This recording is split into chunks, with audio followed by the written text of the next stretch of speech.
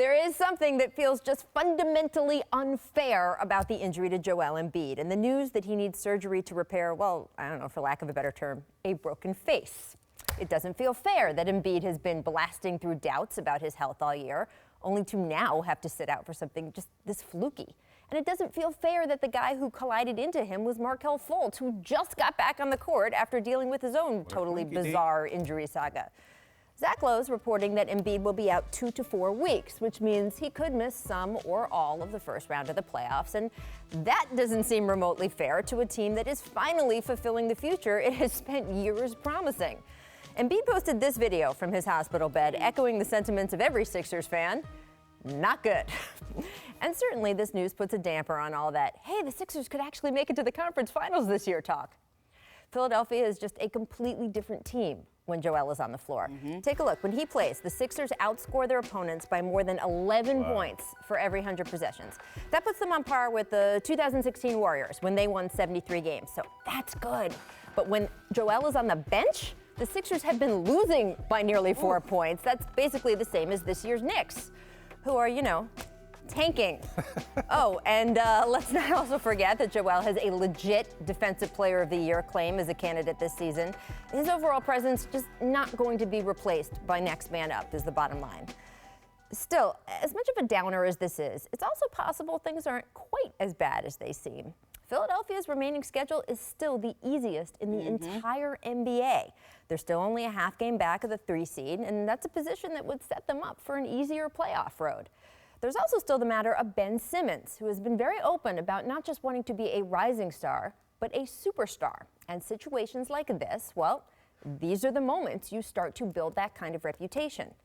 I was already expecting Simmons to put on a show these next couple weeks as he makes a final push for Rookie of the Year. Now he's going to have more of an opportunity to do that than ever. Plus, don't count out Dario Saric having an impact. And finally, well, don't count out Joel Embiid. He tweeted this last night, quote, I guess I gotta trust the process. Pretty good. He also adds, I will be more than fine. And in response, Eagles player Chris Long tweeted back that if Embiid needs it, he's got a mask Embiid could borrow. You know those dog masks the Eagles wore to show they were proud underdogs all the way through their Super Bowl run? And hey, maybe Joel would look good in one of those things, right? Because yes, the Sixers will be underdogs as they now deal with the fallout from this injury. But every dog has its day, people. Yes. And hey, the Sixers could still be coming.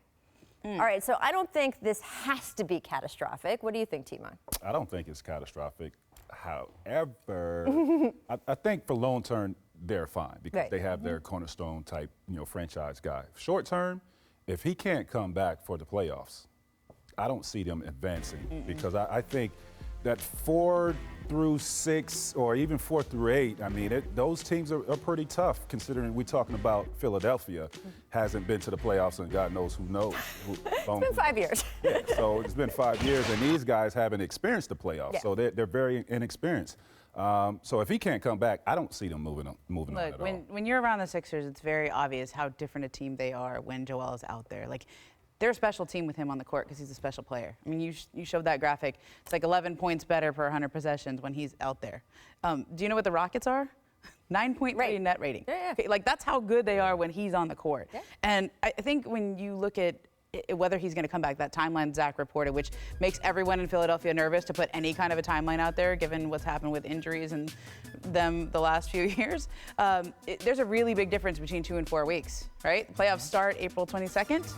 That's 3 weeks from now. For the Sixers, and by the way, the Celtics and the Warriors and everyone else in this position with these timelines for their injured players, the first round of the NBA playoffs lasts approximately 6 to 8 years. So they should be fine.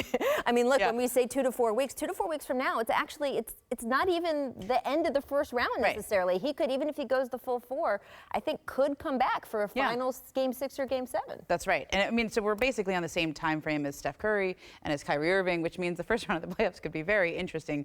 I'm with you. I don't think they can beat anyone in a series without Embiid, but I do think they can play about 500. right? They can keep it. Maybe they can hold close. the fort till he gets back if Yeah. he has to come back midway through the series. Can you see him with the mask? He's so going to lean into Walt that. Frazier. I mean, like, Oh, yeah. he's going to do the whole thing. I'm waiting for the Instagram post already. Right? Right? Like every single day it'll be a new mask. By the way, voting. come on, producer good. Tucker with the Photoshop. good. I think this should go. I'm going to just I mean, send you this just to hate it for this team, though, Right? because I know. they have considerations of possibly making it to the Eastern Conference Finals. And Yeah. you just hate it for them because they've worked so hard to put this team together, and this, is devastating to them. Well, they also did just get the #1 draft pick back. Yes. Maybe it's time for him to do more than what people were expecting him to do. I mean, I'm looking for Ben Simmons to kind of take control of this team right now, and that would certainly help his Rookie of the Year case. So we'll have to see.